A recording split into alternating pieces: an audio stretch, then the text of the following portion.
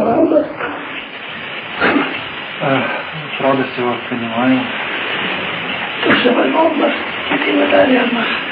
Ευχαριστούμε ότι μας κάνετε δεξίωση. Λέει ο Δεσπότης ότι τώρα στην Ρωσία είναι καιρός είναι και καλός και φέρει και διάφορα προβλήματα. Αυτό εύχομεθα πάντοτε, διότι σε αυτό το τον Ρωσικό λαό τους αδελφούς μας και εύχομεθα πάντοτε θα επανέλθει η ισορροπία πάλι και ο λαός να μην πάσχει, θα ανασταθεί την ελευθερία του και να επιδοθεί στην ευσέβεια και την ευγάλεια όπως ήταν οι προγονείς μας. Έχουμε και θλίψεις πολλούς, ναρκωτικά, αυτά είναι. Είναι γενικά αυτά και να ξέρετε ότι δεν έχουμε μέρα. Σύμφωνα με την εσχατολογία κατά τους λόγους των πατέρων μας τελείωσε μέχρι εδώ είναι πλέον. Σταματάει η μακροθυμία του Θεού και θα εφαρμοστεί η δικαιοσύνη. Τώρα θα είναι έτοιμοι, θα είστε όλοι μας να είμαστε έτοιμοι, γιατί ξεκινάει τόσο λίγο ο κατακλυσμός. Δηλαδή επεμβαίνει ο Θεός όπως τότε είπε στον Αβραάμ, που μη καταβεί το πνεύμα μου για το είναι αυτός σάρκας. Επειδή ακριβώς τώρα παγκοσμίως αυτό είναι, επεμβαίνει εν τόσο λίγο η δικαιοσύνη του Θεού και θα σταθούν πολλά δεινά. Πόλεμοι θα έρθουν μεγάλοι και θα δυσκολευτούμε πολύ. Τώρα διεθνώς κοιτανούν οι Εβραίοι και ο στόχος τους είναι το ξερίζωμα του χριστιανισμού. Γι' αυτό δεν θα αφήσει ο Θεός, θα επέμβει, αλλά θα γίνει μεγάλη σφαγή στον κόσμο. Θα επέμβει η δικαιοσύνη του Θεού και θα καθαρίσει όλους τους αιτίους της παγκόσμιας διαστροφής.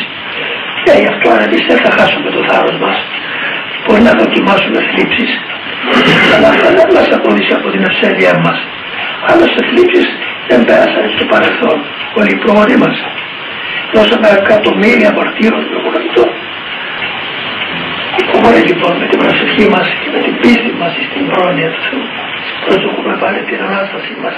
Θα επανέλθει πάλι της χριστιανικής πραγματικότητας. Θα επανέλθει μετά από τον πόλεμο αυτό. Ρωτάει ο Δεσπότης, πώς μπορούμε περίπου να υπολογίζουμε αυτό το καιρό έτσι. Τώρα είναι Τώρα έχει αρχίσει. Το που ξεκίνησε αυτό θα ανάψει.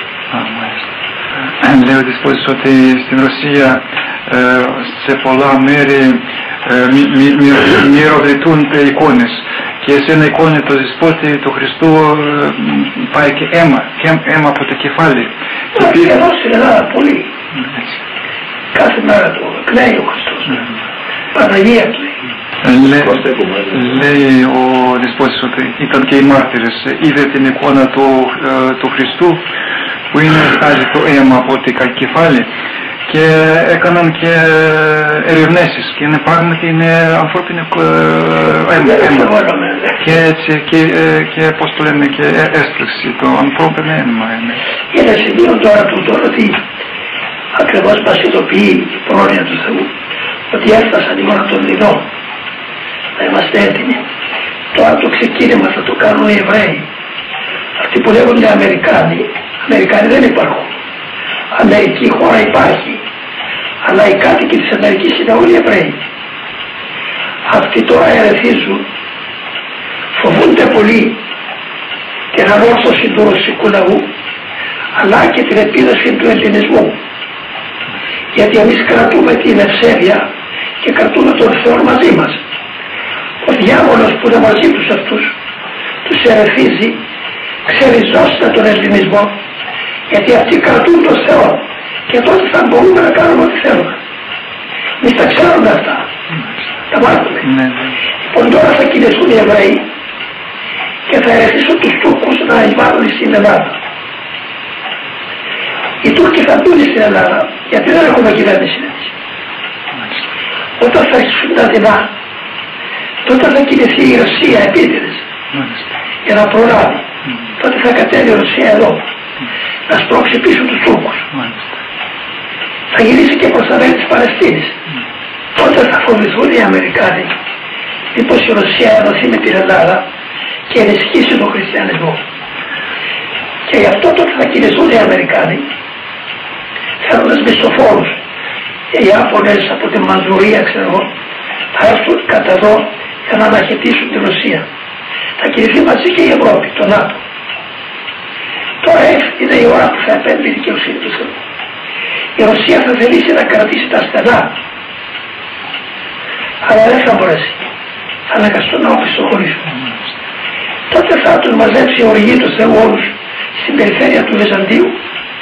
Εκεί θα γίνει η μεγάλη σφαγή. Θα έχει περί τα 600 εκατομμύρια νεκρούς.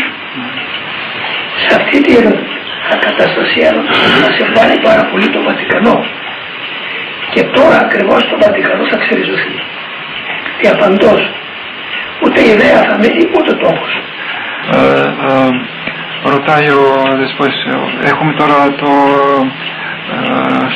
μπορούμε να πούμε και καλό πρόεδρο στην Ρωσία, είναι ο Πούτιν τον λένε, και κάπως και στηρίζει την Εκκλησία και στην Ρωσία, αλλά πόσο καιρό να γίνει αυτό είναι? Αυτό θα γίνει, δεν θα κρατήσει πολύ, γιατί θα έρθει η ώρα του πολέμου τώρα. Πρέπει να περάσει αυτή η λέλα τώρα για να κάνει κάθαρση. Πίσω από αυτό θα ξαναγίνουν πάλι καλύτερα από ό,τι ήταν πριν. Μετά θα έρθει η έννοια του πραγματικού χριστιανισμού, όπως ήταν στην ακμή της Βυζαντινής περίοδου. Αλλά δεν θα κρατήσει πολύ. Τώρα που θα γίνει ο πόλεμος, θα γίνει μεγάλη σφαγή. Αυτή η σφαγή θα γίνεται οράτος. Άγγελος Κυρίου, χωρίς να το βλέπουν, θα τους επιβάλλει μέση, αφού θα επερεύσουν στα νηστεία αυτά. Και τότε, αφού θα μεθύσουν, δεν θα ξέρουν τι λένε και θα αρχίσουν μεταξύ τους σφαγή. Όλοι αυτοί θα είναι όσοι έχουν διαστρέψει την ηθική, την αλήθεια και την πίστη. Όλοι αυτοί θα καθαρίσουν. Αυτούς μετά που θα τα καθαρίσει αυτά η πρόνοια του Θεού, τότε θα έρθει πίσω η μεγάλη γαλήνη, μεγάλη ευτυχία που δεν ξαναγίνει ποτέ. Θα είναι ο Θεός μαζί με τους ανθρώπους. Αυτό θα κρατήσει 3-4 δεκαετίες. Τη μεγάλη γαλήνη. Όλοι οι λαοί θα ενωθούν και θα γίνουν ένα. Χριστιανοί. Μετά από αυτό ύστερα πλησιάζει ο Αντίχριστος και η συντέλεια. Θάρρος με το είχαμε με το θάρρος μας, η προσευχή και η πίστη προς την πρόνοια δεν θα μας εγκαταλείψει ο Θεός. Γιατί τώρα επεμβαίνει ο Θεός για να καθαρίσει την αμαρτία και τη διαστροφή, αλλά τους δικούς του ο Θεός θα τους σκεπάσει.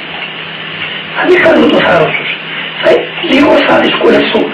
Θα δοκιμάσουν με φτώχεια, πείνα, διωγμούς, ξέρω. Αυτά όμως δεν θα μας βλάψουν. Καταλαβες.